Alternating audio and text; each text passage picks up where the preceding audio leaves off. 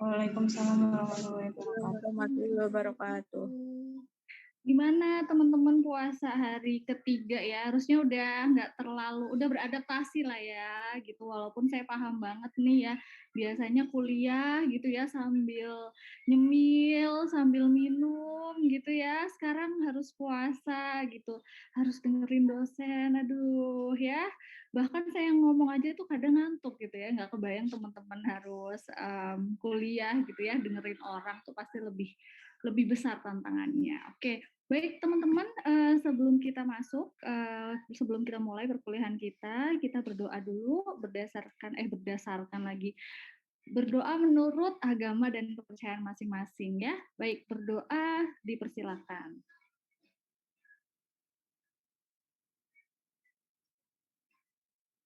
Berdoa selesai. Baik, selamat pagi teman-teman semuanya. Saya harap semuanya kondisinya sehat, semangat gitu ya, walaupun lagi puasa ya, lemes, ngantuk gitu ya. Tapi nggak apa-apa ya, justru itu sebagai motivasi yang lebih gitu ya, bahwa yang lagi puasa walaupun lemes tetap harus semangat ya, harus lebih semangat, harus lebih berusaha lagi untuk bisa menyerap semua materi-materi gitu. Nah, teman-teman untuk 2 minggu yang lalu kita sudah, saya lebih banyak, ngomong ya di depan teman-teman, lebih banyak menyampaikan materi karena kemarin review terhadap, materi-materi manajemen yang sudah teman-teman dapatkan. Untuk minggu ini kita akan lebih banyak diskusi. Nah, diskusi tentang apa sih kita untuk minggu ini? Pastinya teman-teman sudah tahu ya, saya yakin teman-teman semuanya sudah mendownload dan membaca dan sudah hatam ya terhadap materi yang sudah disampaikan yang sudah ada di LMS gitu. Saya izin share screen sebentar. Oke, jadi kita mau membahas terkait aparatur sipil negara. Siapa sih aparatur sipil negara ini? Ya, calon-calonnya adalah teman-teman semuanya di sini ya. Iya, sebentar ya teman-teman ya. Kenapa?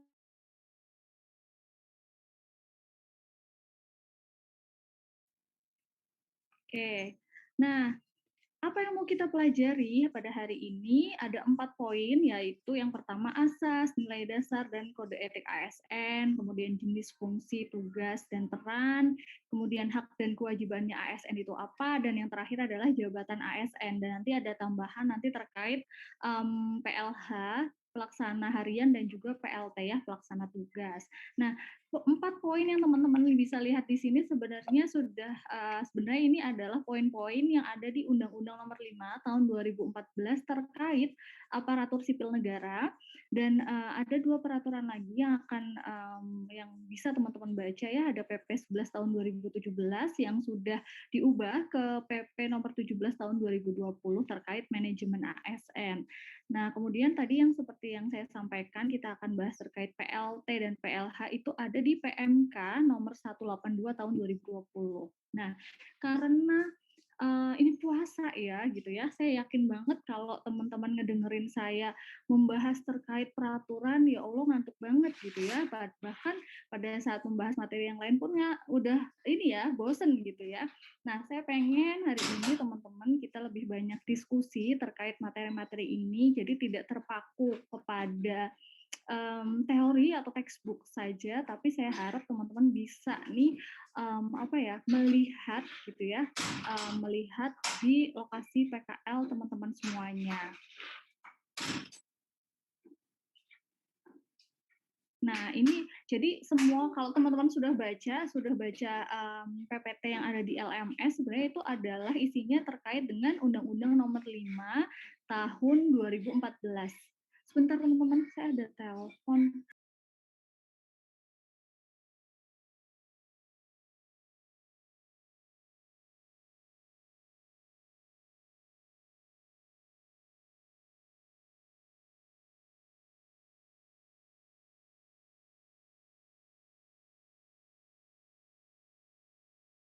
Teman-teman saya izin sebentar ya, 2 menit.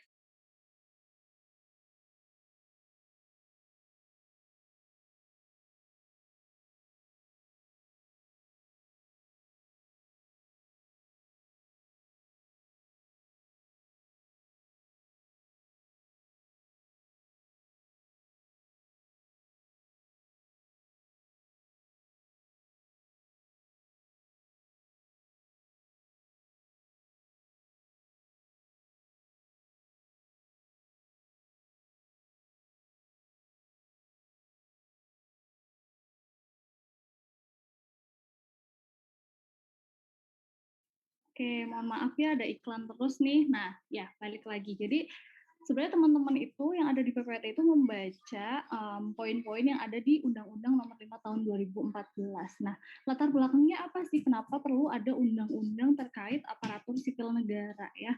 Yang pertama karena memang ada amanat di Undang-Undang Dasar 1945 ya teman-teman, karena kita harus melaksanakan cita-cita bangsa dan mewujudkan tujuan negara. Dengan apa mewujudkan tujuan negaranya ya? Dengan membangun aparatur sipil negara yang berkualitas. Nah, bagaimana membangunnya gitu? Dengan membuat tata kelola pemerintahan yang baik. Nah, kenapa harus dibuat tata kelola pemerintahan yang baik? Karena selama ini setelah dilihat ada ternyata gap ya, ada gap itu apa ya? Gap itu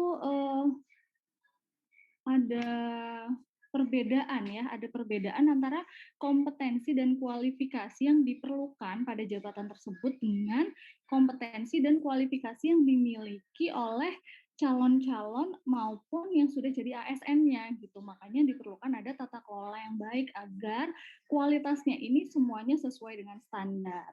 Kemudian adanya reformasi birokrasi juga mengharuskan kita sebagai ASN untuk bisa terus beradaptasi ya, karena adanya tuntutan perubahan gitu ya teman-teman. Sekarang teknologi sudah berkembang, kemudian otomatis kebutuhan dan juga keinginan masyarakat juga mengikuti perubahan-perubahan tersebut. Jadi kita sebagai ASN di instansi pemerintah juga harus ikut beradaptasi terhadap perubahan-perubahan tersebut.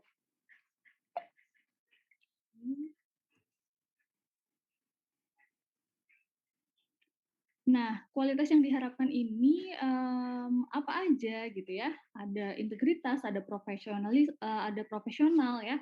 Sudah ada di nilai-nilai Kementerian Keuangan juga. Saya rasa tidak perlu dijelaskan lebih lanjut ya terkait kualitas-kualitas ini. Kemudian ada netral ya, netral dan bebas dari intervensi politik. Jadi sebagai ASN kita tidak boleh berpihak kepada salah satu kubu politik tertentu gitu ya. Kita harus netral karena kita kerja untuk siapa? Untuk pemerintah gitu ya.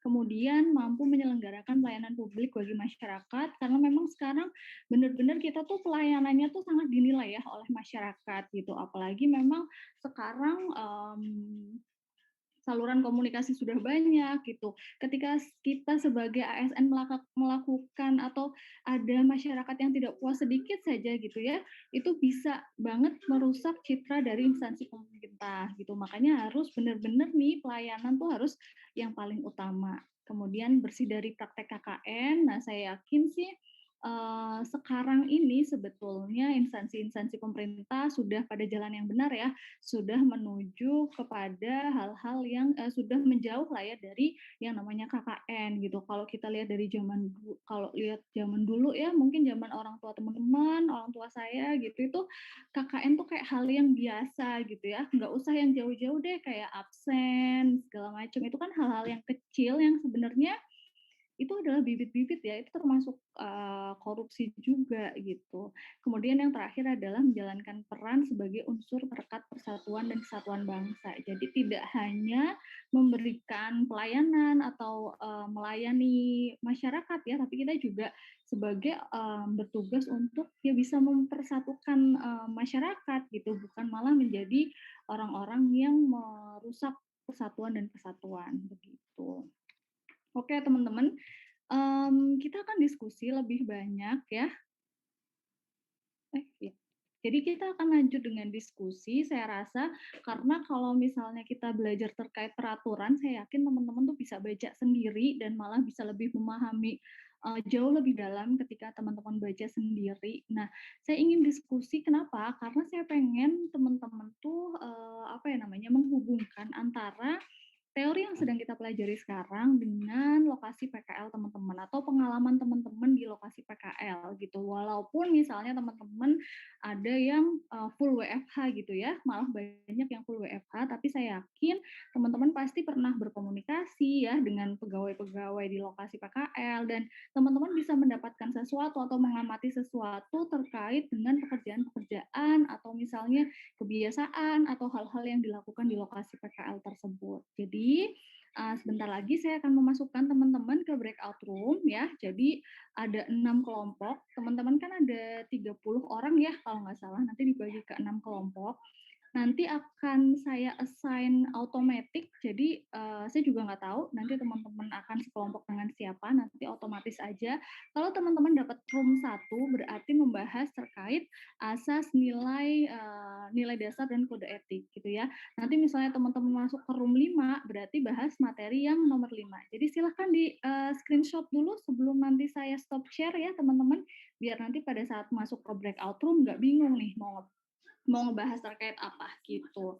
Kemudian jadi teman-teman disuruh ngapain nih gitu ya. Jadi temanya kan sudah ada, nanti teman-teman diskusikan silahkan materi yang sesuai dengan kelompoknya ya. Misalnya dapat yang jabatan administratif atau jabatan fungsional, silahkan diskusikan terkait hal tersebut. Bisa ceritakan pengalaman teman-teman ya, atau apalah hal yang teman-teman amati di lokasi PKL masing-masing gitu ya. Jadi teman-teman boleh tuh misalnya, oh mau cerita dari satu kantor aja atau mau ceritain semua kantor diceritain gimana gitu ya yang diamati silahkan, boleh sekali. Nah kemudian setelah selesai diskusi nanti saya minta teman-teman untuk presentasi hasil diskusi teman-teman. Waktunya 5 menit aja, nggak usah lama-lama ya. Jadi nggak usah dibikin terlalu ruwet. Begitu? Silahkan di screen capture. Sudah? Ada yang mau ditanyakan dulu? Silahkan teman-teman sebelum saya assign ke breakout room. Kalau nggak ada yang nanya berarti saya anggap sudah jelas semua ya. Nanti kalau misalnya sudah di breakout room ternyata bingung, nanti saya akan keliling ke masing-masing breakout room. Kalau misalnya ada yang ingin ditanyakan silahkan. Begitu ya. Saya rasa udah jelas ya kira-kira seperti itu. Oke, sudah siap ya, saya assign di breakout room. Oh iya, diskusinya sampai jam 9 lagi. Jam 10.15. Oke, jadi 30 menit teman-teman lumayan lama untuk diskusi ya. Silahkan saya bikin breakout room-nya 6 kelompok. Ya, teman-teman bisa masuk ke room sekarang. Silahkan masuk ke room masing-masing ya.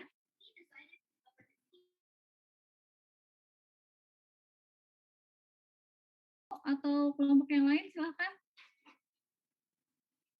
1 boleh Bu. 2 Bu. Kelompok 3 Kelompok boleh 2 Bu. silakan, kelompok 2. Siapa nih yang mau presentasi? Juan Bu. Ya, akulah terus. Share screen ya. Aku nggak bisa share screen. Oh ya, sorry, saya. Oh, bukan Bu. Ini Apa saya itu? lewat HP soalnya Bu. Oh, coba Iya. lagi. Biar ini aja teman-teman saya yang share screen. Ya, asistennya Juan silakan asistennya.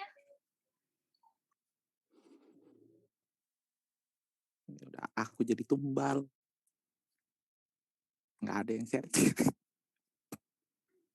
Kasihan banget loh sampai curhat loh ya Allah. Nanti doanya ini loh, doa orang teraniaya terkabul ya. Iya Bu, biasanya sering seperti itu sih. Ini yang nggak mau join tadi Bu. Enggak Bu, ini error. Kok gini? Ayo.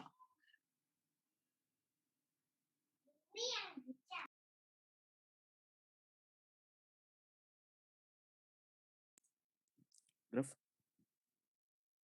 Wait.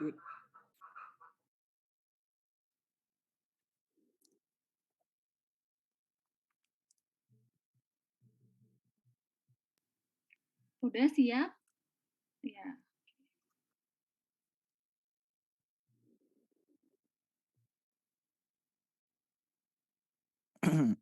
Oke. Selamat pagi Bu Dika dan teman-teman. Kami dari kelompok 2 yang terdiri dari saya, Juan, Grafta, Adit, Elisafan, dan Aditya akan mempresentasikan mengenai jenis pegawai, tugas, fungsi, dan peran pegawai. Jadi di jenis pegawai ASN itu seperti di slide terbagi 2. yaitu PNS dan PPPK. Nah, PNS ini perbedaannya dapat kita lihat secara spesifiknya di NIP. Jadi pegawai negeri sipil ini memiliki NIP, sedangkan PPPK tidak memiliki NIP.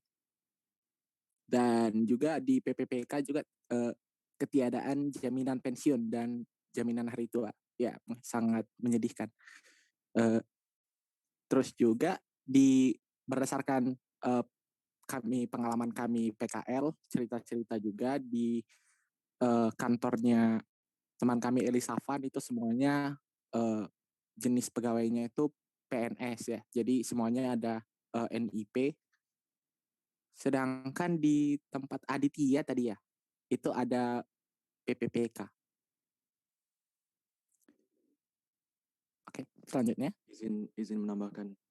Oh iya, ya. Boleh. Pengalaman di kantor saya itu untuk jenis pegawainya hanya ada 2. Yang pertama tuh PNS, yang kedua tuh pegawai honorer yang bukan merupakan PNS maupun PPPK. Tadi merevisi perkataan dari Juan. Jadi untuk pegawai honorernya itu merupakan pramubakti yang membantu di bagian front office TPT, tempat pelayanan terpadu, sama bagian yang ada di depan seksi Waskon. Untuk selebihnya merupakan PNS. Oke, terima kasih Aditya. Ya, jadi seperti itu ya teman-teman ya. Terus juga kami juga berdiskusi mengenai PPPK ini, contohnya seperti perawat di KPP atau di Poliklinik Keuangan Negara STAN. Oke, selanjutnya. Nah, untuk fungsi sendiri akan dijelaskan oleh Grafta. Baik, jadi ASN memiliki fungsi, tugas, dan perannya. Untuk fungsi sendiri, ASN itu bertugas sebagai pelaksana kebijakan publik, lalu sebagai pelayan publik, dan juga sebagai perekat pemersatu bangsa. Nah, untuk tugasnya? Oh iya, untuk tugasnya saya lagi. Jadi untuk tugas melaksanakan kebijakan publik yang dibuat oleh PPK sesuai dengan ketentuan peraturan perundang-undangan, memberikan pelayanan publik yang profesional dan berkualitas, dan mempererat persatuan dan kesatuan NKRI.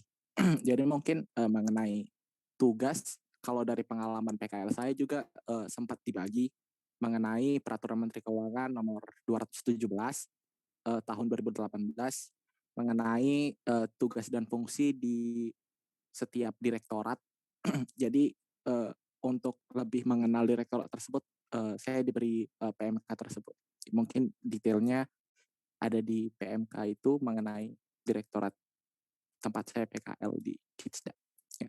Untuk peran sendiri, peran aparatur sipil negara sebagai perencana, pelaksana, dan pengawas penyelenggaraan tugas umum pemerintahan dan pembangunan nasional melalui pelaksanaan kebijakan dan pelayanan publik yang profesional, bebas dari intervensi politik, serta bersih dari praktik KKN.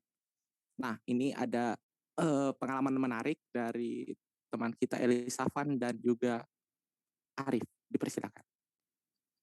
Iya, kalau pengalaman di KPP Cimahi pas PKL kemarin terkait dengan bersih dari praktek KKN itu, jadi kami kalau misalnya di seksi pelayanan kan ada survei PKP, jadi setiap wajib pajak yang mau mengajukan PKP itu kan kita survei ke tempat lokasi kerjanya, lokasi pabriknya. Jadi kalau misalnya kita PKP itu diinstruksikan kita nggak boleh sama sekali nerima apapun dari WP-nya. Jadi itu salah satu contoh supaya kita itu ASN itu bersih dari praktik KKN itu. Kalau dari Arif, gimana Arif? Kalau Avan dari contoh baik, kalau saya dari contoh buruk ya Bu. Kalau tempat saya PKL di Direktorat Sensor, itunya ada berita kurang enak Bu. Tidak menyelenggarakan peran PNS dengan baik. Ya, sekian. Apa contohnya? Saya menunggu-nunggu contohnya apa? Contohnya yang itu Bu, yang direktur eselon 2 yang kena masalah itu di tempat saya PKL. Saya kembalikan ke Juan. Iya, terima kasih kepada teman kita Elisafan dan Arif yang dengan baik hati berbagi pengalamannya meskipun itu buruk. Baiklah, karena materinya telah selesai, demikianlah presentasi dari kami. Kurang lebihnya mohon maaf. Jika ada pertanyaan, dipersilakan. Terima kasih. Oke, terima kasih kelompok 2. Ini kelompok 2 ini cowok semua, terus kayaknya kurang cocok ya kalau terlalu serius gitu ya. Saya berharap tuh lebih ke diskusi teman-teman ya. Jadi Juan juga mungkin bisa lebih lepas gitu ya, nggak terlalu berwibawa gitu ya. Nggak apa-apa gitu. Ngobrol biasa aja gitu, santai ya. Santai kayak curhat aja tadi gitu ya. Jadi lebih bisa, kita juga lebih bisa gampang nempel gitu ya kalau misalnya penjelasannya itu nggak terlalu kaku gitu ya. Jadi teman-teman nggak usah takut karena ada saya gitu ya. Silahkan gitu diceritakan aja gitu. Siapa tahu kita bisa bertukar informasi lebih banyak gitu ya. Nah terkait dengan jenis ASN gitu ya, akan ada tadi sudah dijelaskan ada PNS dan juga ada P3K atau PPPK ini. Nah setahu saya mohon direvisi, memang sampai saat ini tuh belum ada yang resmi sebagai P3K ya di Kementerian Keuangan gitu. Dan juga kayaknya di instansi lain juga sama ya. Jadi kalau teman-teman amati di kantor teman-teman biasanya itu ada itu adalah PNS yang berstatus PNS dan juga PPNPN atau yang lebih familiar dengan sebutan honorer ya. Honorer itu bisa OB gitu ya, office boy atau ada juga biasanya sekretaris juga ada gitu ya. Tergantung dari kebutuhan organisasi tersebut gitu. Nah, memang untuk saat ini memang belum ada P3K-nya gitu. Dan juga kalau setahu saya nih kalau untuk di PKN STAN itu untuk dokter itu dia itu kalau dokter ada dokter PNS, PNS-nya itu dia sebagai fungsional dokter dan juga kalau untuk perawat dan dokter yang lain ada yang sebagai PPNPN juga atau honorer. Jadi dia berdasarkan kontrak kerja ya gitu, tapi bukan atau belum termasuk sebagai P3K seperti itu ya teman-teman. Kira-kira itu yang bisa saya tambahkan. Kelompok 2 saya kasih kehormatan untuk bisa menunjuk kelompok selanjutnya yang harus presentasi. Silahkan, siapa yang beruntung? Ayo Ju. Ju. Oh, aku lagi nih. Oke. Diberi kehormatan loh ini loh. Kehormatan ini akan kusalurkan kepada kelompok 4. Selamat kepada kelompok 4. Iya, kelompok 4. Tepuk tangan. Siapa kelompok 4? Saya cek dulu. Kelompok 4. Faris, Putri, Riki, Neva, Sofia. Ya, silakan. Siapa yang mau menyampaikan duluan nih? Saya Bu Faris. Silakan Faris.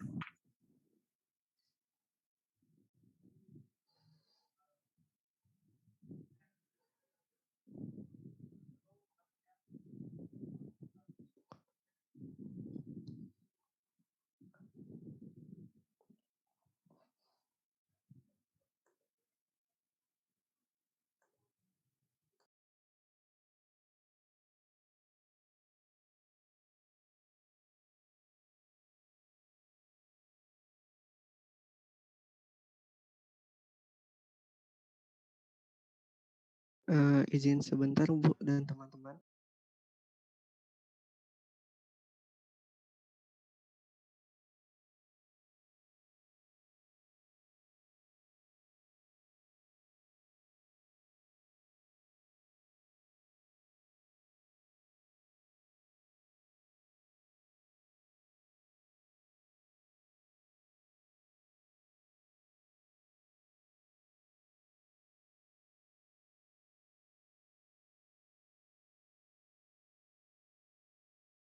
Apa sudah terlihat? Sudah. Baik. Selamat pagi Bu Dika dan teman-teman.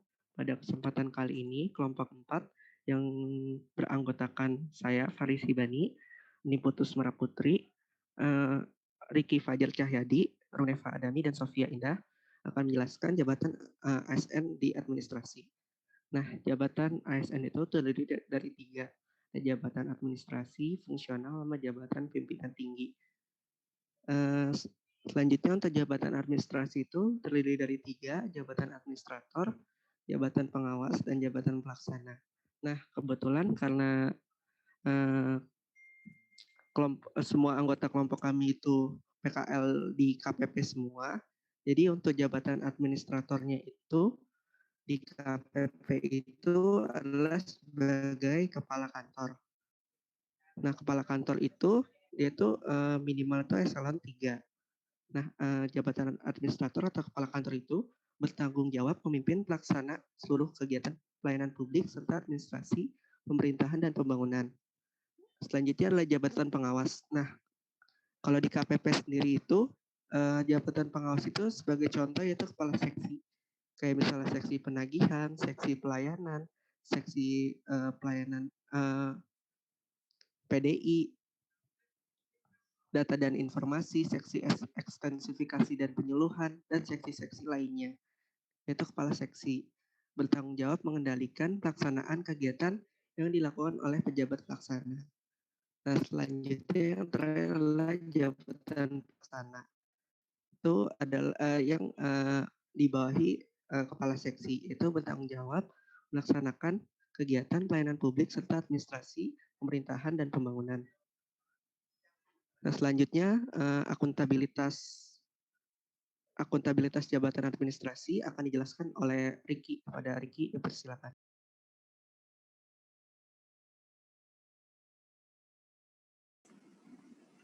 Jadi akuntabilitas jabatan administrasi itu, setiap pejabat administrasi harus menjamin akuntabilitas jabatan yang mengikuti terlaksananya. Yang pertama itu bagi jabatan administrator. Jadi seluruh kegiatan yang sudah direncanakan dengan baik dan efisien sesuai SOP dan terselenggaranya peningkatan kinerja secara kesinambungan. Yang kedua, bagi jabatan pengawas, itu pengendalian seluruh kegiatan pelaksanaan yang dilakukan oleh pejabat pelaksana sesuai SOP. Yang ketiga yaitu bagi jabatan pelaksana hanya cukup kegiatan sesuai dengan SOP.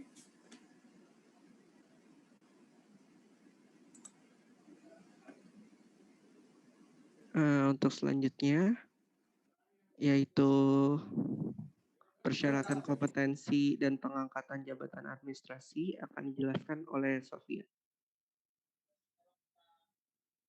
Jadi untuk persyaratan yang pertama itu jabatan administrator itu diatur di pasal 54 ayat 1. Salah satunya itu adalah minimal pendidikan D4 atau S1.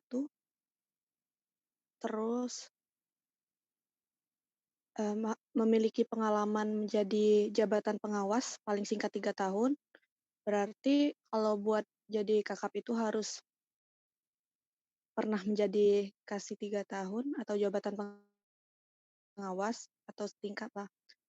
Sama syarat lainnya. Kalau untuk jabatan pengawas itu syaratnya adalah pendidikan yang paling rendah diploma 3 atau setara, terus memiliki pengalaman paling singkat 4 tahun sebagai jabatan pelaksana atau yang setingkat. Kalau untuk jabatan pelaksana itu minimal pendidikan sekolah lanjutan tingkat atas atau yang setara, sama juga syarat lainnya seperti memiliki kompetensi, telah mengikuti dan lulus pelatihan, sehat jasmani dan rohani, dan lainnya.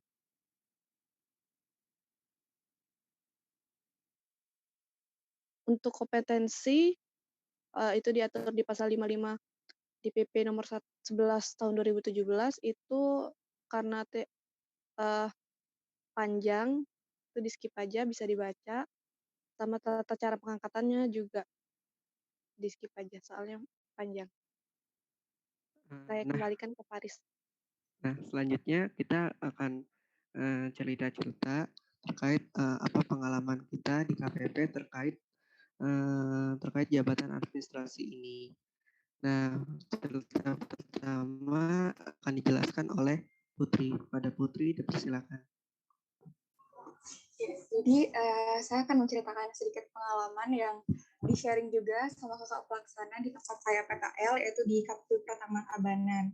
Nah, kebetulan kakak pelaksana ini dia cerita kalau di kantor di KPP itu ada, kan masing-masing pegawai ada IKU-nya, indeks kinerja. Saya lupa kepanjangannya, tapi ada IKU-nya.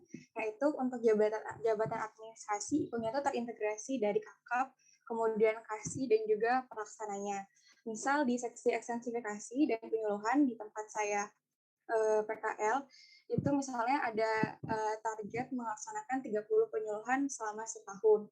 Nah, itu untuk bagian administratifnya dikerjakan oleh jabatan pelaksana, seperti membuat AKP yang atau session plan yang sebenarnya kita udah sempat buat waktu komunikasi publik, kemudian buat laporan pelaksanaan penyuluhannya juga, dan teknis-teknis lain. Sedangkan kasihnya sebagai jabatan pengawas itu mengawasi gimana progres perencanaan.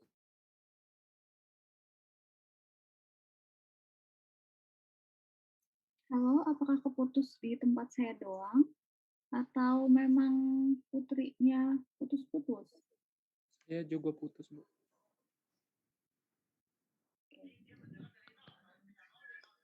Baik. Putri, apa sudah bisa tersambung? Halo? Halo, apakah sudah terdengar, Bu? Ya, udah terdengar sekarang. Tadi sempat hilang, Putri. Oh iya, maaf Bu, kayaknya sinyalnya kurang baik. Ya, saya lanjutkan sedikit tadi tentang IKU-nya. Jadi dalam hal penyuluhan itu kegiatan administrasi dan juga pertanggungjawaban serta pelaksanaan teknis lainnya dilakukan oleh kakak-kakak pelaksana yang ada di jabatan pelaksana seksi ekstensifikasi. Kemudian untuk pengawasannya dilakukan oleh kasih di jabatan pengawas sebagai untuk memonitor kegiatan pelaksanaannya. Kemudian pertanggungjawabannya itu diserahkan langsung kepada kepala KPP. Begitu Bu, kalau dari pengalaman PKL saya. Dilanjutkan oleh teman-teman saya yang lain. Terima kasih. Nah, selanjutnya untuk cerita dan di pengalaman di KPP saya juga, itu KPP Pratama Tangerang Timur, pada akhir Maret kemarin kami mengadakan asistensi pelaporan SPT tahunan. Jadi WP itu bisa langsung datang ke KPP untuk pengisian secara online. Jadi di sana itu ada absen secara manual yang terdiri dari nama, NPWP, nomor HP, NIK, dan keperluan. Jadi kasih ekstensifikasi itu mengingatkan bahwa absen itu harus ada semua. Kenapa? Karena untuk meningkatkan IKU dari setiap pegawainya. Kalau misalnya itu ada salah satu isian yang tidak ada, misalnya contohnya nomor HP, itu tidak bisa terinput di sistemnya. Seperti itu, Bu. Dari teman-teman kami, apa ada yang ingin menambahkan dari kelompok 4?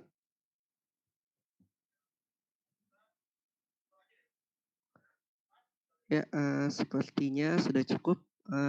Sekian presentasi dari kelompok 4. Kurang lebihnya mohon maaf. Wassalamualaikum warahmatullahi wabarakatuh. Waalaikumsalam warahmatullahi wabarakatuh. Terima kasih kelompok 4 sudah menjelaskan terkait jabatan administratif ya. Jadi sebenarnya kalau bisa saya garis bawahi, ketika kita berbicara tentang jabatan administratif, itu kita berbicara terkait pejabat-pejabat atau orang-orang yang terlibat terkait dengan proses bisnis secara teknis gitu ya. Jadi tadi sudah dijelaskan bahwa pejabat ada administrator. Itu administrator ini adalah pejabat eselon 3. Teman-teman kan sudah tahu ya eselonisasi ada eselon 1, 2, 3, 4 gitu ya, sampai yang terakhir adalah pelaksana gitu ya. Jadi kalau kita berbicara terkait jabatan administratif itu adalah orang-orang atau jabatan-jabatan yang terkait dengan pekerjaan-pekerjaan yang teknikal gitu. Kalau eselon 2, eselon 1 itu kita berbicara terkait pekerjaan-pekerjaan yang lebih strategik gitu ya. Nah, jadi tadi sudah dijelaskan juga kalau pejabat administrator itu siapa ya, eselon 3 gitu ya. Kalau teman-teman sekarang PKL-nya di KPP berarti pejabat administratornya adalah kepala KPP gitu ya. Nah, kalau misalnya teman-teman ada yang PKL di Kanwil atau di kantor pusat gitu ya, teman-teman siapa nih pejabat administratornya? Tentu saja eselon 3 yang ada di tempat teman-teman PKL seperti itu. Nah, untuk pejabat pengawas juga sama. Pejabat pengawas itu siapa? Pejabat pengawas adalah eselon 4 yang ada di situ seperti itu. Dan betul tadi di Kementerian Keuangan kan sekarang sudah ada yang namanya indikator kinerja utama. Di situ masing-masing pegawai akan mendapatkan penilaian ya terkait kinerja yang didapatkan dalam jangka waktu 1 tahun. Di mana kinerja yang paling bawah nih pelaksana gitu ya akan berhubungan atau jadi apa yang kita capai itu akan mempengaruhi ke atasan kita gitu ya. Jadi sebagai pelaksana akan berpengaruh kepada eselon 4-nya, capaian eselon 4-nya akan ngaruh ke eselon 3-nya dan seterusnya gitu. Karena yang namanya indikator kinerja utama itu ada yang namanya cascade ya. Jadi diturunkan langsung. Jadi misalnya targetnya untuk penyuluhan berapa kali gitu ya, itu akan turun ke pejabat pengawas atau pejabat pengawas yang memang pekerjaannya sesuai dengan itu tersebut. Kira-kira seperti itu. Kita lanjut aja ya karena waktunya udah sangat terbatas. Nanti mohon teman-teman bisa disesuaikan ya waktunya 5 menit. Silakan disampaikan yang kira-kira menurut teman-teman itu sangat tidak terlupakan atau sangat nempel banget di pikiran teman-teman gitu ya di sekitar pada saat teman-teman PKL gitu. Silakan kelompok 4 milih kelompok berapa yang setelah ini menyampaikan presentasi. Silakan. Kelompok 6, Bu. Kelompok 6, oke. Kelompok 6, silakan kelompok 6. Siapa yang mau menyampaikan hasil diskusinya? Izin share screen terlebih dahulu, Ibu. Silakan.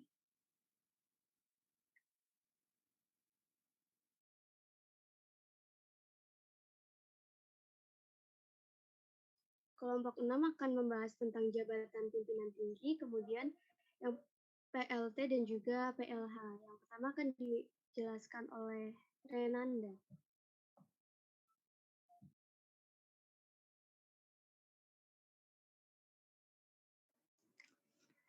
Oke, makasih Mel. Nah, jadi pembahasan kelompok kami itu jabatan pimpinan tinggi. Nah, jabatan pimpinan tinggi ini ada 3. Yang pertama, jabatan pimpinan tinggi utama. Yang kedua, jabatan pimpinan tinggi media.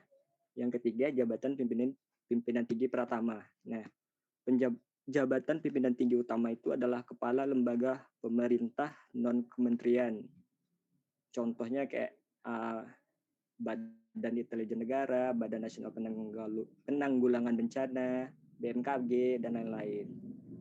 Nah, terus jabatan pimpinan tinggi media itu bisa dibaca ya teman-teman, banyak kementerian, sekretaris kementerian, sekretaris utama, dan selanjutnya. Nah, itu kalau contohnya di kita itu Direktur Jenderal Pajak Bapak Suryo Utomo. Nah, terus yang ketiga ada jabatan pimpinan tinggi pratama. Jabatan pimpinan tinggi pratama ini ada itu bisa dibaca juga ya teman-teman. Sekretaris Jenderal Lembaga Non Struktural, Direktur Jenderal, Deputi, Inspektur Jenderal, dan lain-lain.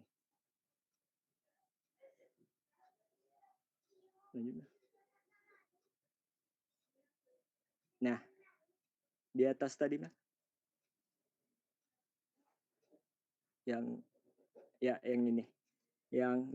Yang jabatan pimpinan tinggi utama itu jabatannya adalah eselon 1A, dan jabatan pimpinan tinggi media eselon 1A dan 1B. Jabatan pimpinan tinggi pratama itu eselon 2.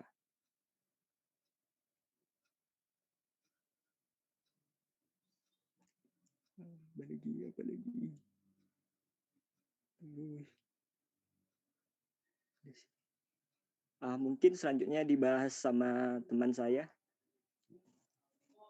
Selanjutnya adalah pelaksana tugas atau PLT. PLT adalah pegawai yang ditunjuk untuk melaksanakan tugas rutin dari pejabat definitif yang berhalangan tetap sehingga suatu jabatan tidak terisi dan menimbulkan lowongan jabatan. Nah, misalnya itu ada kepala kantor mutasi sehingga membuat jabatannya jadi kosong. Nah, setelah itu ditunjuk pelaksana tugas sebelum ditetapkan kepala kantor yang baru. Kemudian dijelaskan oleh teman saya.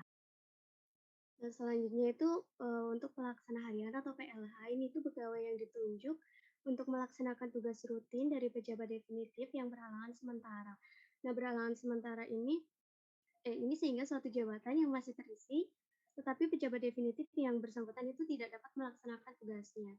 Berhalangan sementara di sini tuh ada seperti cuti tahunan, cuti besar, cuti melahirkan, dan lain-lain. Di sini cuti sakit karena alasan penting gitu. Di pengalaman tempat PKL saya sebelumnya, itu pernah ada pegawai yang dia itu memang sedang cuti karena suatu alasan penting, sehingga ada pegawai lain yang menggantikan tugasnya. Itu terjadi di seksi Waskon 1 saat itu, di mana ada pelaksana yang dia itu setiap harinya mengadministrasikan surat masuk, surat keluar seperti itu. Nah, itu dialih tugaskan ke pegawai lain. Karena saat itu ada mahasiswa yang PKL juga, jadi sambil belajar kita juga diajarin buat melakukan administrasi surat-surat tersebut. Nah, selain itu juga ada petugas help desk itu ya, yang biasanya diisi oleh AR. Nah, saat itu karena ada kekosongan, jadi nggak ada AR yang menjalani, itu diganti posisikan oleh salah satu petugas pelaksana di situ. Dia itu ada yang menangani saat itu, saat saya PKL di situ, kebetulan saya juga diminta untuk belajar sekalian. Waktu itu ada permohonan penonefektifan NPWP dari wajib pajak. Nah, itu sebenarnya kan yang melakukan wawancara gitu-gitu terhadap BP-nya itu kan AR, tapi saat itu dijalankan atau digantikan oleh pejabat pelaksana tersebut. Next akan dijelaskan oleh Rora. Untuk persyaratan dari jabatan pimpinan tinggi itu diatur di PP nomor 17 tahun 2020. Ada di pasal 107 di ayat 1 itu berbunyi persyaratan untuk dapat diangkat dalam JPT atau jabatan pimpinan tinggi dari kalangan PNS adalah sebagai berikut. Untuk yang JPT utama, syarat yang pertama itu memiliki kualifikasi pendidikan paling rendah sarjana atau diploma 4.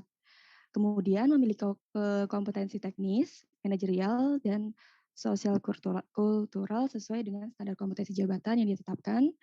Kemudian pengalaman jabatannya adalah 10 tahun.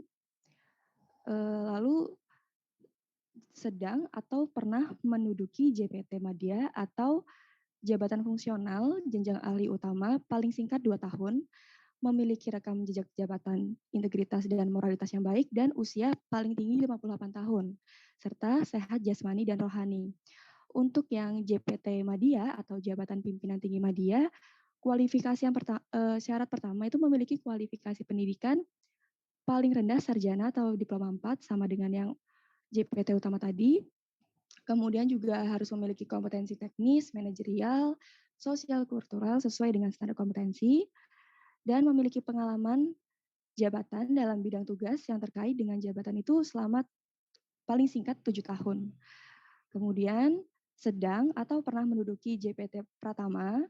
Kalau yang untuk utama tadi pernah menduduki JPT Madya, kalau yang untuk Madya pernah menduduki JPT Pratama atau jenjang atau jabatan fungsional jenjang ahli utama paling singkat juga 2 tahun. Kemudian memiliki rekam jejak jabatan integritas dan moralitas yang baik, usia paling tinggi 58 tahun, sehat jasmani dan rohani. Untuk yang JPT Pratama atau jabatan pimpinan tinggi Pratama itu syarat yang pertama sama dengan yang kedua jabatan tadi, yaitu kualifikasi pendidikan paling rendah sarjana atau diploma 4, kemudian memiliki kompetensi teknis, manajerial, dan sosial kultural sesuai dengan kompetensi jabatan yang ditetapkan. Kemudian memiliki pengalaman jabatan dalam bidang tugas yang terkait itu minimal selama 5 tahun. Kemudian pernah menduduki jabatan administrator atau jabatan fungsional jenjang ahli madya paling singkat 2 tahun, memiliki rekam jejak jabatan integritas dan moralitas yang baik, dan usia paling tinggi 56 tahun. Beda dengan yang JPT utama dan JPT madya, usia paling tinggi 58 tahun. Kalau untuk yang JPT Pratama, usia paling tingginya 56 tahun, serta sehat jasmani dan rohani. Untuk perbedaan lebih jelasnya akan dijelaskan oleh Fadila. Izin kelompok 6 mungkin bisa lebih dipersingkat lagi karena kita waktunya sudah hampir selesai ya. Masih ada 3 kelompok lagi, silahkan.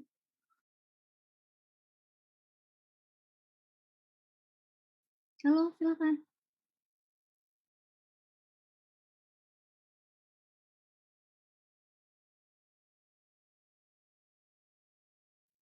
Halo, saya kedengaran? Ya? Bu, sepertinya teman kami ada gangguan koneksi internet. Oke. Mau dijelaskan atau masih ada yang lain atau enggak? Silahkan. Mungkin udah cukup sih, Bu. Lanjut aja. Oke, siap. Baik. Sambil menunggu dari kelompok 6, jadi saya mau kasih beberapa menggaris bawahi ya, gitu ya. Karena memang kalau dibaca peraturannya sangat panjang ya teman-teman, dan juga saya yakin malah kalau misalnya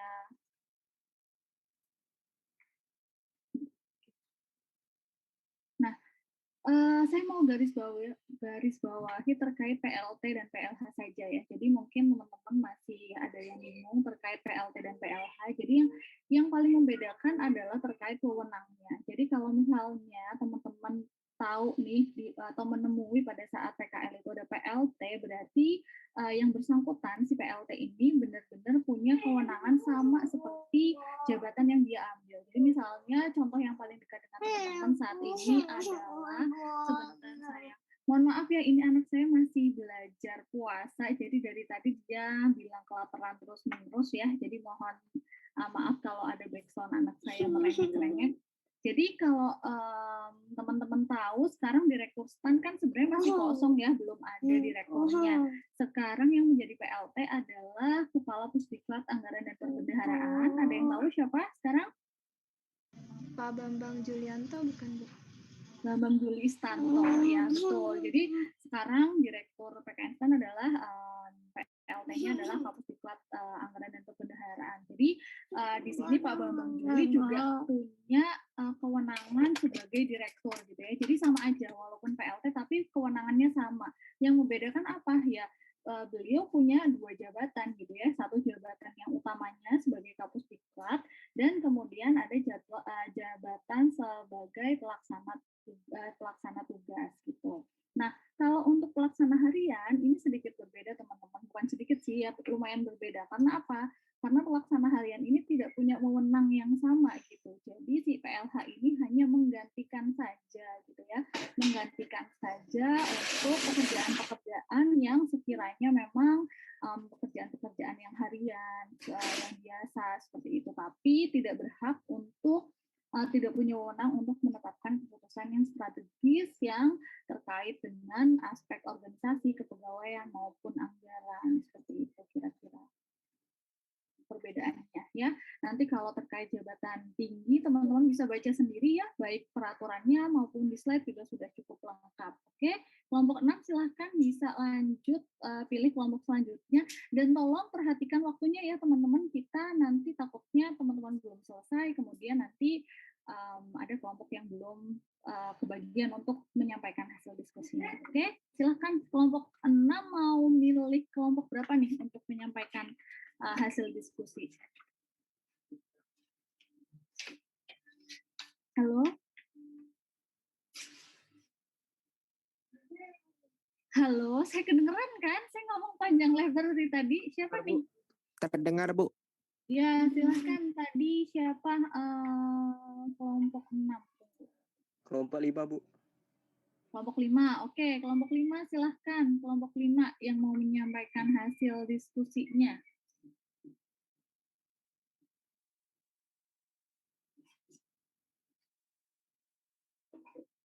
Halo, ayo, silahkan. Nggak usah rebutan gitu lah. Ayo, silahkan. Kelompok 5, halo. Jadi mungkin untuk mempersingkat waktu, langsung aja mungkin Azhar dan Shirley bisa menceritakan gimana di kantor tentang jabatan fungsional.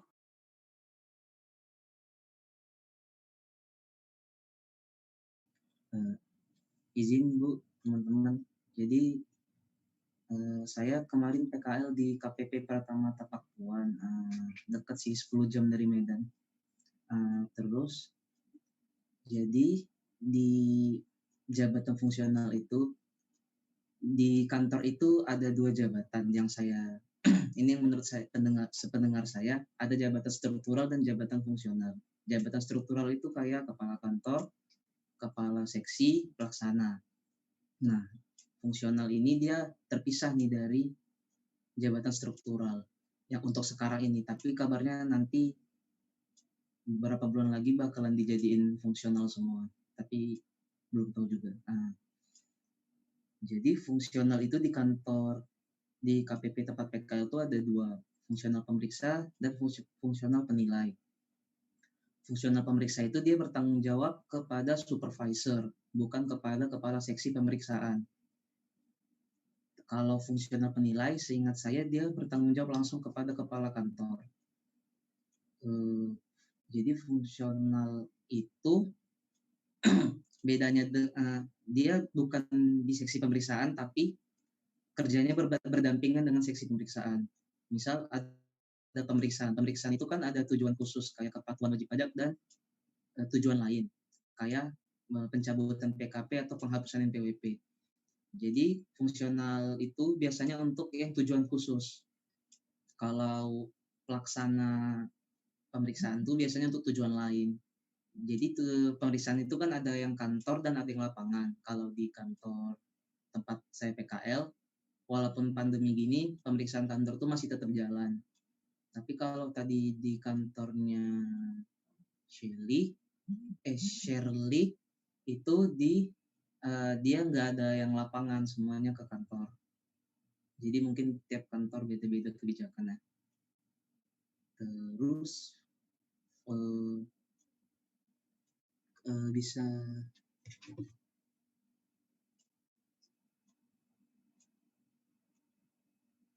izin menambahkan Bu, sepengalaman saya di KPP tempat saya PKL itu fungsional pemeriksa pajak dibagi menjadi 5 kelompok, yaitu pemeriksa pajak madya, kelompok 1, kelompok 2, kelompok 3, dan kelompok 4.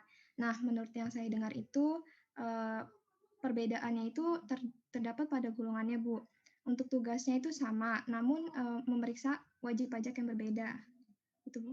Terus untuk pemeriksaannya itu dilakukan di kantor dengan cara memanggil WP ke kantor, Bu. Namun dalam pemanggilan WP itu terdapat beberapa hambatannya, Bu. Jadi hambatannya itu ada wajib pajak yang udah kan dia janjian sama fungsional ini, janjian dengan WP. Namun ada WP yang tiba-tiba membatalkan gitu, Bu. Jadi itu hambatannya. Kembali lagi ke Azhar.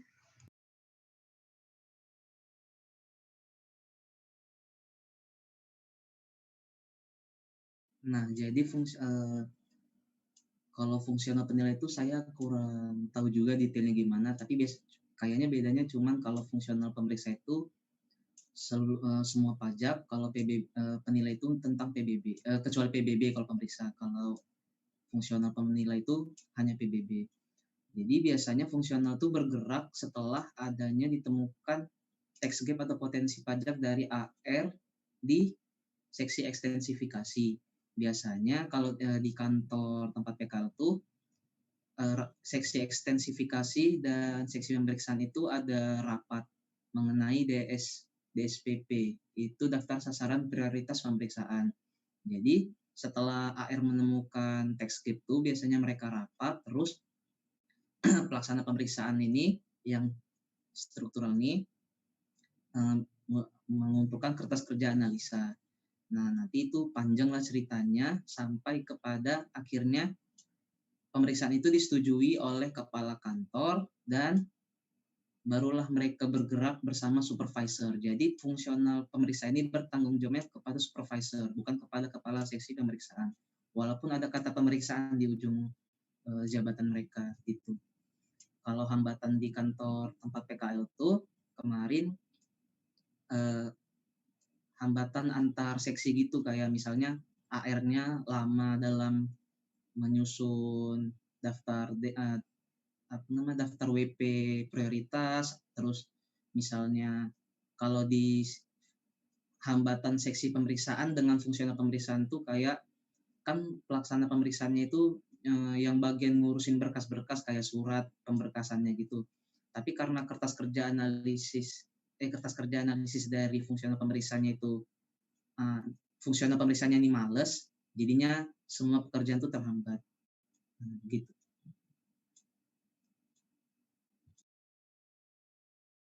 Kembali kepada Nisa.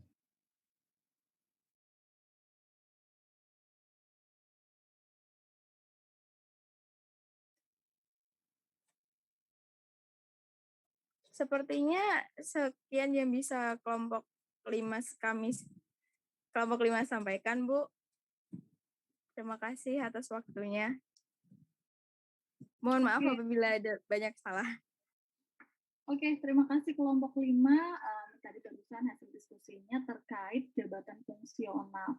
Ya, jadi kalau teman-teman masih bingung ya, kalau misalnya di kantor, kebetulan juga pas teman-teman kan nggak semuanya bisa PKL langsung ya datang ya, banyak juga yang full WFH, mungkin masih belum tergambar nih fungsional itu di mana posisinya gitu ya. Jadi kalau untuk fungsional ini memang kalau di struktur dia tidak seperti jabatan administratif yang berlayer-layer ya, ada eselon 4, ada eselon 3 gitu, itu enggak. Jadi biasanya kalau fungsional ini dia itu langsung ke kepala satkernya. Jadi misalnya ada di Kanwil, itu berarti tanggung jawabnya langsung ke kepala Kanwil gitu. Jadi nggak ada layer-layernya lagi gitu. Kalau teman-teman juga pernah dengar terkait Pak Presiden Jokowi minta untuk memangkas birokrasi di instansi pemerintah, salah satu solusinya adalah pelaksanaan atau implementasi dari delayering. Nah, implementasinya seperti apa? Yaitu dengan memperbanyak jabatan fungsional, di mana nanti para pegawai itu bekerja berdasarkan fungsi masing-masing. Jadi seperti tadi di DJP ada pemeriksa, kemudian ada penyuluh, ada penilai, itu kan sudah berdasarkan fungsinya tuh. Pemeriksa ngapain ya? Memeriksa gitu. Terus penilai ya menilai gitu ya, penyuluh ya udah menyuluh gitu. Seperti itu teman-teman. Jadi bedanya lagi dengan pegawai-pegawai yang di struktural adalah kalau teman-teman nih nanti masuk sebagai PNS gitu ya, pertama lulusan D3 akan ada di golongan 2C ya teman-teman. Untuk bisa naik ke golongan yang lebih tinggi yaitu golongan 2D, teman-teman akan otomatis naik ketika sudah bekerja 4 tahun gitu. Ya, gambarannya seperti itu. Tapi kalau teman-teman di fungsional, teman-teman ini bisa naik kalau misalkan angka kredit teman-teman itu sudah mencukupi gitu ya. Jadi kalau misalnya di struktural itu ya udah tinggal kerja biasa aja, absen biasa gitu ya, tergantung ada kerjaan atau enggak, tergantung IKU-nya, mau IKU-nya enggak tercapai tapi udah kerja 4 tahun juga tetap aja naik gitu ya. Tapi kalau di fungsional itu harus mengumpulkan yang namanya angka kredit. Jadi pekerjaan-pekerjaan yang dilakukan nanti akan ada angka kreditnya, ada perhitungannya, dan dalam 1 tahun itu nanti angka kreditnya akan diakumulasi ya. Gitu. Jadi kalau misalnya sudah cukup, misalnya untuk, jadi kan ada 4 nih ya biasanya. Ada ahli pertama, ahli muda, ahli madya, dan yang paling tinggi adalah ahli utama. Masing-masing jenjang ini punya minimal angka kredit tertentu. Jadi misal teman-teman masuk sebagai ahli pertama, ternyata dibutuhkan 100 angka kredit untuk naik ke ahli muda gitu ya. Nah, nanti teman-teman semua pekerjaan yang dilakukan oleh teman-teman nanti dihitung tuh angka kreditnya, dijumlahkan, diakumulasi. Kalau misalnya udah nyampe 100, berarti teman-teman bisa naik ke jenjang yang selanjutnya. tidak terkait fungsional ya. Kita lanjut aja, silakan dari kelompok berapa tadi 5 ya? Mau pilih kelompok 3 atau kelompok 1 nih? 1, Bu. 1, oke, silakan kelompok 1, 5 menit. Silakan, siapa kelompok 1? Saya, Bu. Ya, silakan. Kenalkan teman-teman kami dari kelompok 1 itu dapat poin yang untuk menjelaskan tentang asas, nilai dasar, sama kode etik dan kode perilaku. Nah, singkatnya kalau misalkan asas sendiri itu ada 15. Bisa kalian lihat di PPT sendiri ya, dari poin A sampai O. Nah, untuk nilai dasar. Nah, kalau untuk asas sendiri itu ada, bentar tadi udah dihitung. 13. Nah, itu berdasarkan pasal 2 UU nomor 5 tahun 2004. Itu juga bisa kalian lihat sendiri di PPT. Di bawahnya juga udah ada notes-nya tentang penjelasannya masing-masing. Intinya ya kalau kepastian hukum itu berarti berlandaskan hukum, profesionalitas itu mengutamakan keahlian, terus proporsionalitas itu berarti itu mengutamakan keseimbangan antara hak dan kewajiban. Kalau keterpaduan itu bisa lebih diartikan didasarkan pada suatu sistem untuk pengelolaan pegawai ASN-nya dan lain-lain. Terus untuk kode etik dan kode perilakunya sendiri itu bertujuan untuk menjaga martabat dan kehormatan ASN. Nah, isinya sendiri itu pengaturan perilaku pegawai ASN. Nah, dilaksanakannya itu sesuai dengan ketentuan peraturan perundang-undangan. Untuk kode etik dan kode perilaku sendiri, rinciannya juga ada di slide dari poin A sampai poin L. Kayak gitu. Nah, terus mungkin singkat aja langsung lanjut ke keterkaitannya dari teori yang ada dengan pengalaman kami selama di KPP. Gitu. Selama PKL. Saya itu akan dijelaskan oleh Siti. Silakan Siti.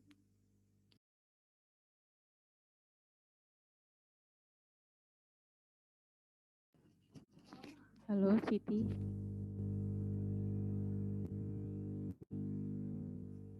Ya, sepertinya Siti ada kendala koneksi jaringan. Jadi sambil menunggu dia bisa terkoneksi kembali, mungkin akan saya ceritakan. Nanti kalau dari teman-teman ada yang mau tambahan dari kelompok 1 bisa langsung lengkapin aja. Jadi dari pengalaman saya sendiri dan teman-teman tadi yang udah di-sharing selama di breakout room, itu tuh ada untuk asas keterpaduan ya Bu. Nah itu untuk pengelolaan sistem kepegawaian atau ASN-nya itu di KPP kami itu kelola dalam satu sistem yang namanya SIKA gitu dan terpadu secara nasional setahu kami. Nah, terus selanjutnya maaf ya Bu, soalnya tadi catatannya di Siti dan Siti sepertinya ada kendala koneksi jaringan. Nah, untuk nilai dasar ASN sendiri itu yang pertama ada memegang teguh ideologi Pancasila. Nah, di KPP saya sendiri itu ada doa pagi di setiap harinya. Nah, doa pagi itu pun juga digilir untuk yang mimpinnya. Jadi itu dipimpin secara sentral lewat intercom gitu di kantor. Itu bergilir yang mimpin tuh dari mulai kepala kantor, kepala kasih, terus lanjut ke pelaksana. Setiap harinya itu digilir dalam 1 bulan. Dan setelah melaksanakan doa pagi, itu ada menyanyikan lagu kebangsaan dan Mars DJP. Seperti itu. Terus lanjut lagi. Mungkin dari teman-teman kelompok 1 ada yang mau tambahan? Sambil saya mengingat apa aja tadi yang udah dibahas. Saya izin menambahkan Bu, terkait nilai dasar ASN. Poin F yaitu menciptakan lingkungan kerjasama yang non-diskriminatif. Jadi kebetulan di tempat saya PKL di Kanwil DJP Kalsel, saya merasa nilai ini tidak begitu diterapkan karena beberapa pegawai bahkan ngobrol terkait pekerjaan itu dalam bahasa daerah tertentu, dan mungkin bagi pegawai lain atau orang yang ada di ruangan tersebut merasa terdiskriminasi dengan tidak mengerti apa yang mereka bicarakan. Saya alihkan ke poin lagi. Terima kasih. Terima kasih Noval untuk tambahannya. Selanjutnya itu untuk kode etiknya sendiri, pengalaman saya di KPP tempat saya PKL itu di setiap sudut ruangan ataupun kantor itu pasti ada semacam banner tentang kode etik. Nah, untuk dan di KPP saya sendiri itu di periode tertentu, tapi itu tidak terjadwal pelaksanaannya, itu selalu ada sidak yang dilakukan oleh bagian kepatuhan internal. Jadi menurut saya itu mungkin salah satu bentuk kontrol kepada pegawai lainnya.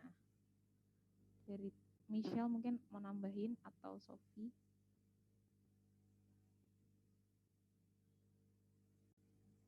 Michelle? Mau ditambahin nggak? Atau mungkin Siti bisa? Oh, oke.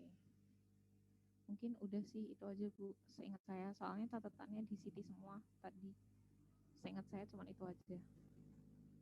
Oke, siap. Terima kasih kelompok 1. Jadi kalau kita berbicara terkait asas, kemudian nilai, itu ya, sebenarnya banyak sekali ya kegiatan-kegiatan kita sebagai PNS ya, sebagai ASN itu yang memang terkait, ya emang harus terkait gitu ya, bagaimana kita harus bertindak sesuai dengan kode etik, itu kan juga termasuk salah satu hal yang harus benar-benar kita perhatikan ya, bagaimana kita melayani masyarakat juga gitu ya. Jadi memang segala hal yang kita lakukan di kantor maupun di rumah itu tuh sudah ada aturannya ya sebagai ASN gitu. Jadi kita nggak cuman ngomongin, kalau teman-teman baca kode etik PNS itu kita nggak cuman berbicara terkait apa yang kita lakukan di kantor gitu ya, karena apa yang kita lakukan di lingkungan, di rumah, dimanapun itu juga akan terkait dengan citra PNS secara umum. Tidak hanya berbicara terkait diri kita aja. Aduh, saya ngamuk-ngamuk, sabar ya. Oke, lanjut ke kelompok 3 yang terakhir ya. Oke, silahkan kelompok 3 nih. Ya, Assalamualaikum warahmatullahi wabarakatuh. Izinkan kami dari kelompok 3 untuk mempresentasikan hasil diskusi kami tentang hak dan kewajiban ASN yang diatur dalam pasal 21, 22, 23, dan 24 Undang-Undang Nomor 20 Tahun 2005. Nah, yang pertama tentang hak. Nah, hak itu yang pertama akan dijelaskan oleh Mario. Silakan Mario. Nah, salah satu hak PNS itu adalah gaji, tunjangan, dan fasilitas. Kalau gaji dan tunjangan di tempat saya semuanya dapat, tapi kalau fasilitas itu nggak semuanya, tergantung dari kepala kantornya. Nah, kalau di kantor saya ada 2 pegawai yang dapat fasilitas berupa motor dari kantor. Itu saja, dan selanjutnya akan dijelaskan oleh Shelly. Hak selanjutnya itu adalah cuti.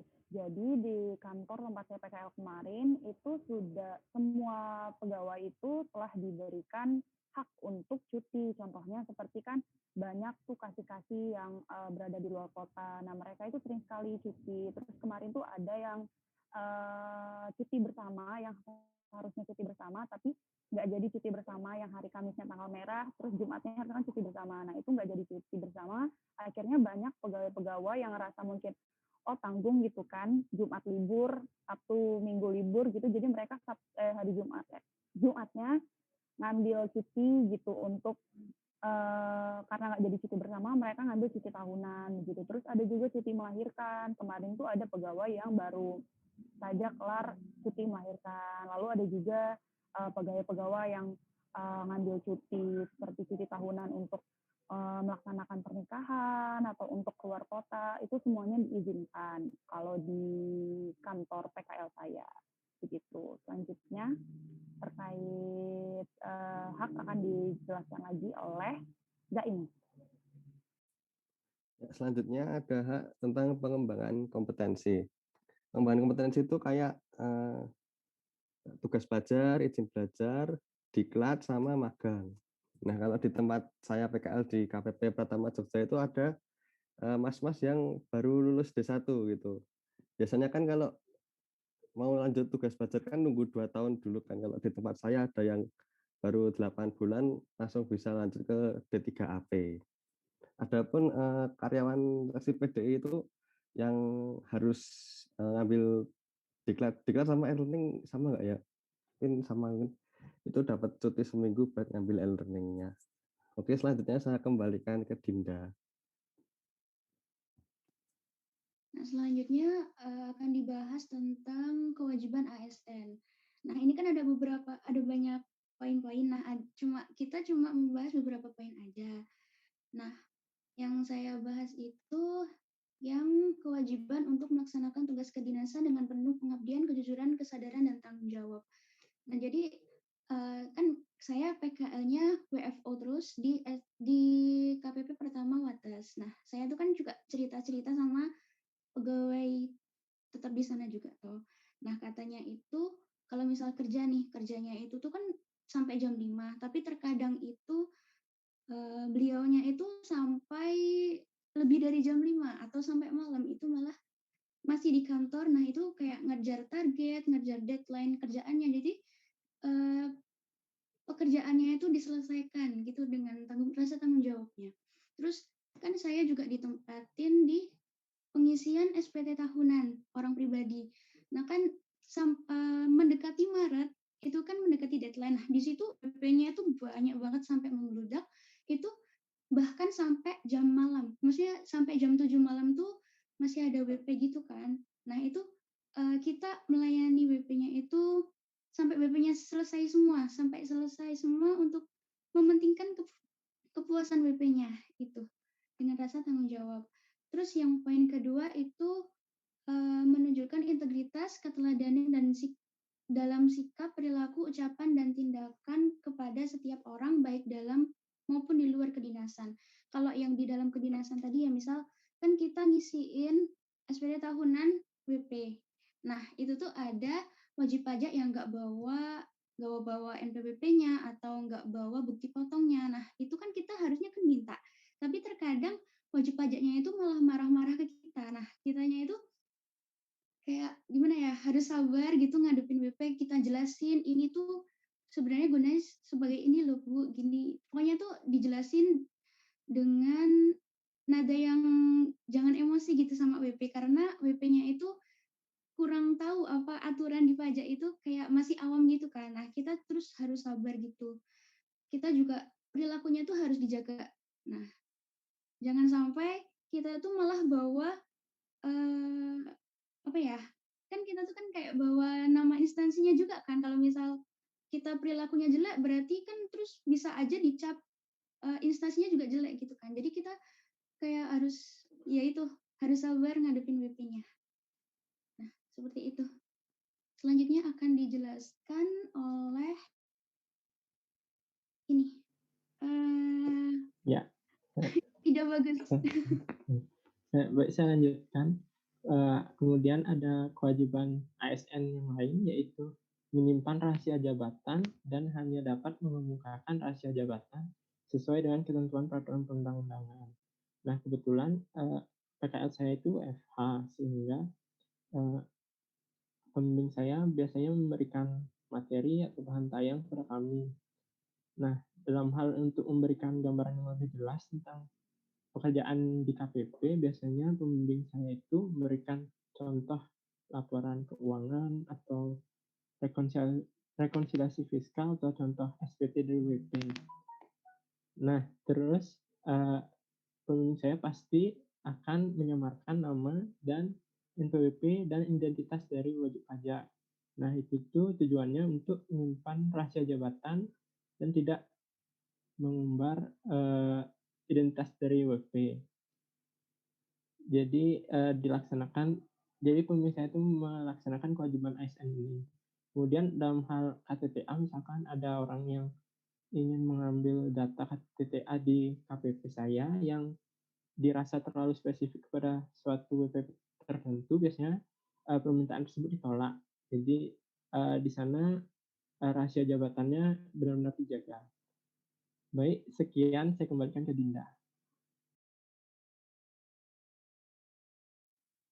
Oke, ya, mungkin kayaknya dulu.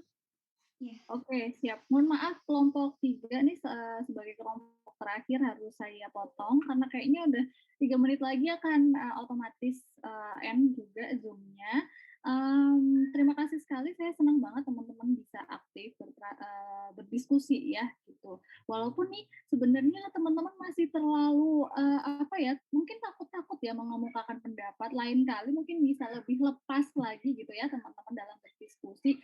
Tidak perlu terlalu terpaku kepada slide ya, apa yang ditulis di slide atau misalkan di aturan gitu. Saya lebih senang kalau teman-teman lebih mengamati, lebih menceritakan pengalaman bagaimana ketika teman-teman sedang di lokasi PKL atau bagaimana teman-teman mengamati secara online ya pada saat PKL dari rumah seperti itu. Nah, memang hal yang penting ketika kita melakukan sesuatu memang apa coba? Kita harus tahu ya hak dan kewajiban gitu. Nggak cuman melulu kita menuntut hak yang menjadi hak kita ya, gaji, tunjangan, fasilitas, terus kemudian kita cuti juga gitu. Tapi juga kita harus tahu nih kewajibannya apa sesuai dengan asas-asas yang sudah kita pelajari tadi, itu asas proporsionalitas gitu ya. Jadi harus proporsional, nggak melulu menuntut hak terus gitu ya, tapi juga harus melaksanakan kewajiban dengan sebaik-baiknya. Seperti itu ya teman-teman. Saya harap bisa jelas. Kemudian minggu lalu saya lupa teman-teman untuk menyampaikan tugas seperti yang ada di RPS. Nanti teman-teman bisa baca sendiri karena kayaknya nggak akan cukup kalau saya jelaskan di sini. Di RPS juga, di LMS juga sudah jelas untuk tugasnya. Dan kemudian karena saya kelewatan 1 minggu nih teman-teman terkait tugas tersebut, harusnya kan dari minggu lalu ya, kemudian dikumpulkan di minggu ke-6, pertemuan ke-6 maksud saya.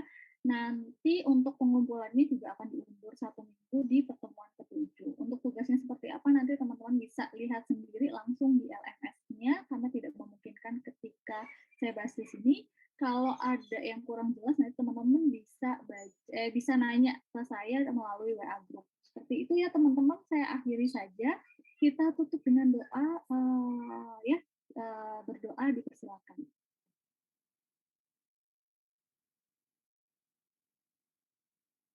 Selesai. Oke, baik teman-teman, terima kasih banyak. Mohon maaf ini sudah lewat waktu lumayan banyak ya. Saya senang banget teman-teman berpartisipasi semuanya. Sekian dari saya, selamat siang. Wassalamualaikum warahmatullahi wabarakatuh. Waalaikumsalam Waalaikumsalam. Terima kasih Bu.